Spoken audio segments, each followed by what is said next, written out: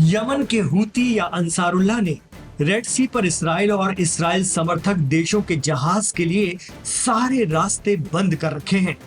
उनका कहना है कि जब तक गजा से इसराइल की फौज पीछे नहीं हटती, तब तक वो लाल सागर पर इसराइल के जहाजों को गुजरने नहीं देंगे, चाहे कुछ भी हो जाए। अगर कोई जहाज बचते बचाते गुजरना भी चाहता है, तब भी हूती उसे पकड़ लेते हैं और स्टाफ को उतार कर जहाज डुबो देते हैं। उनका साफ कहना है कि इसराइल की आक्रामकता किसी भी हाल में बर्दाश्त नहीं की जाएगी। हूती विद्रोहियों की लाल सागर में ऐसी दहशत है कि वहां से कमर्शियल शिप्स का जाना लगभग असंभव माना जाता है। अगर उस रूट से जहाज जाते हैं तो उनकी बाहिफाजत वापसी की कोई गारंटी नहीं होती। यही वजह है कि बहुत सी यूरोपीय और एशियन देशों की कंपनियां इस रास्ते के बजाय लंबे और महंगे रास्तों का इस्तेमाल कर रही हैं। हैरानी की बात तो यह है कि इसी डेंजर जोन से चीन के कई कार्गो शिप्स जा रहे हैं और यमन के हूती या अंसारुल्लाह उन्हें कुछ नहीं कहते। यमन में ईरान समर्थित हूती लड़ाकों ने नवंबर 2023 से ही रेड सी और सुएज नहर के रास्ते व्यापारिक जहाजों पर हमले शुरू किए थे, जिससे इस अहम रास्ते से होने वाला दुनिया का कारोबार बुरी तरह प्रभावित हुआ। लेकिन खबर है कि चीनी ऑटोमोबाइल कंपनियां अपने कार से भरे जहाज यूरोप तक भेज रही हैं। दूसरी तरफ जापानी, कोरियाई और यूरोपीय कंपनियां लंबा और महंगा अफ्रीकी रास्ता चुन रही हैं, लेकिन अंसारुल्लाह के डर से लाल सागर से जहाज भेजने की उनकी हिम्मत नहीं हो रही। मीडिया रिपोर्ट की माने तो हो सकता है कि चीन ने ईरान या हूतियों के साथ कोई गुप्त समझौता कर लिया हो। ईरान और चीन गहरे दोस्त हैं और यमन के अंसारुल्लाह सिर्फ ईरान की सुनते हैं, जिसके तहत चीनी जहाजों को निशाना नहीं बनाया जा रहा। कहा जाता है कि ये रास्ता 14 से 18 दिन की बचत करता है। साथ ही जहाज में लदी हर कार पर सैकड़ों डॉलर भी बचाता है। यमन के अंसारुल्लाह ने चीन के साथ कोई ऐसा समझौता कर लिया है जो ईरान के कहने पर हुआ है। यही वजह है कि लाल सागर रूट से अपना माल लाने में चीन को फायदा हो रहा है। एक्सपर्ट कहते हैं कि चीन और ईरान के बीच गहरे कारोबारी ताल्लुकात हैं, जो अमेरिका के सख्त सैंक्शंस की परवाह भी नहीं करते। चीन ईरान के 90% से ज्यादा कच्चे तेल का खरीदार है, जो ईरान की इकोनॉमी को बूस्ट करता है। सुएज नहर के जरिए होने वाले व्यापार में लाल सागर का रास्ता बहुत अहम है और इसी रास्ते पर चलती है यमन के हूती या अंसारुल्लाह की बादशाहत। गजा के लिए उनका अहद है कि जब तक फिलिस्तीन आजाद नहीं होता और इसराइल गजा से पीछे नहीं हटता, वो लड़ते रहेंगे, चाहे उन्हें इसकी कितनी भी बड़ी कीमत क्यों ना चुकानी पड़े। यमन की आवाम भी अंसारुल्लाह फौज का पूरा साथ दे रही है। यही वजह है कि गजा के समर्थन में हर जुमे को हजारों लोग यमन की राजधानी सना की सड़कों पर जुटते हैं। क्या बच्चे और क्या बुजुर्ग, सबका कहना है कि जब तक गजा में इसराइल आक्रामक है, यमन गजा का साथ देता रहेगा। हूती या अंसारुल्लाह यमन को अकेला नहीं छोड़ेंगे और इसराइल पर हमले करते रहेंगे।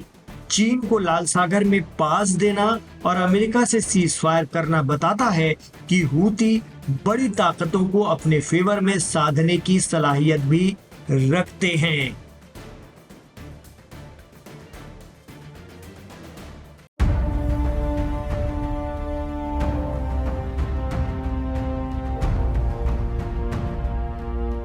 रेड सी यानी कि लाल सागर, जो एक बार फिर से वैश्विक संकट का केंद्र बन गया है। यमन के हूती विद्रोहियों ने एक बार फिर बड़े हमले की चेतावनी दे डाली है और ये भी साफ कर दिया है कि जो इजराइल की मदद करेगा या फिर उसके साथ खड़ा होगा, वो उसको छोड़ेगा नहीं।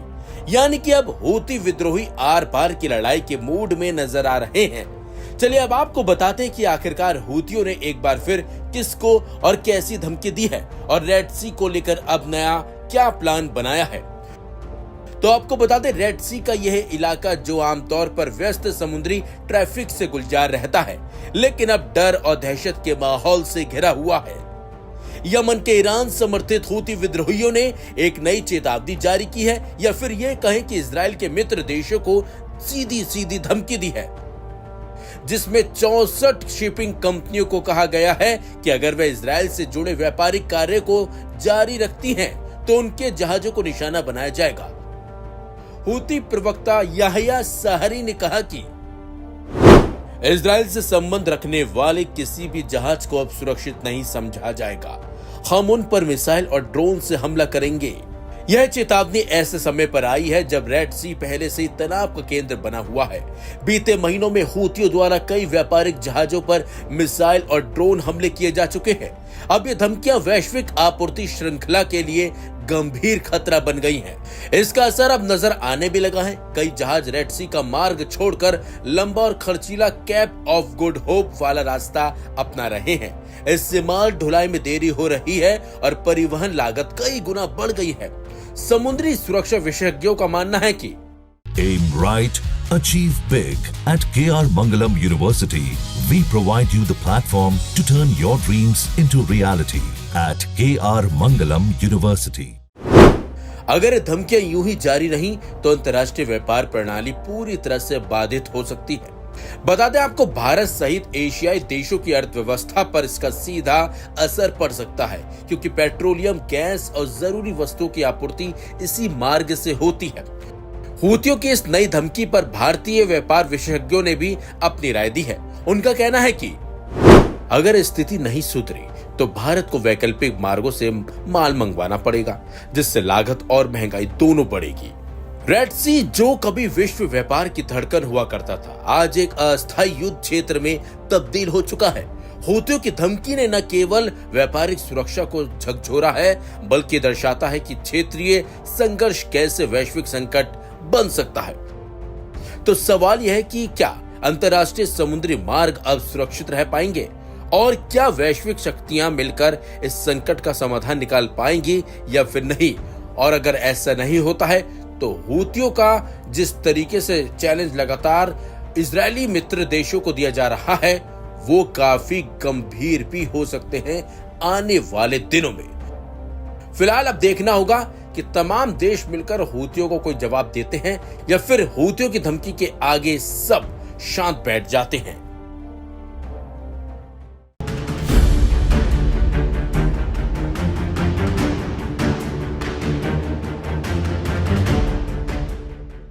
हाल के समय में ईरान और इसराइल के बीच बढ़ते तनाव पर दुनिया भर की नजरें रही है। इसराइल की खुफिया एजेंसी मोसाद की ईरान में कथित गुप्त गतिविधियों ने ईरानी नेतृत्व को चिंता में डाला है। सूत्रों के मुताबिक ईरान के सर्वोच्च नेता अयातुल्ला अली खामेनी और उनकी खुफिया एजेंसियां मोसाद के नेटवर्क को नष्ट करने में असफल रही है। इस स्थिति में एक आश्चर्यजनक कदम उठाते हुए ईरान ने तालिबान से मदद मांगी है, ताकि वो पश्चिमी खुफिया एजेंसियों, विशेष रूप से मोसाद के जासूसों की पहचान कर सके। ये खबर दिखाती है कि ईरान किसी भी हाल में अपने सिस्टम से मोसाद का सफाया करना चाहता है। इसराइल की खुफिया एजेंसी मोसाद को लंबे समय से ईरान के परमाणु कार्यक्रम और सैन्य ठिकानों को निशाना बनाने की वो कोशिशें करते रहे हैं,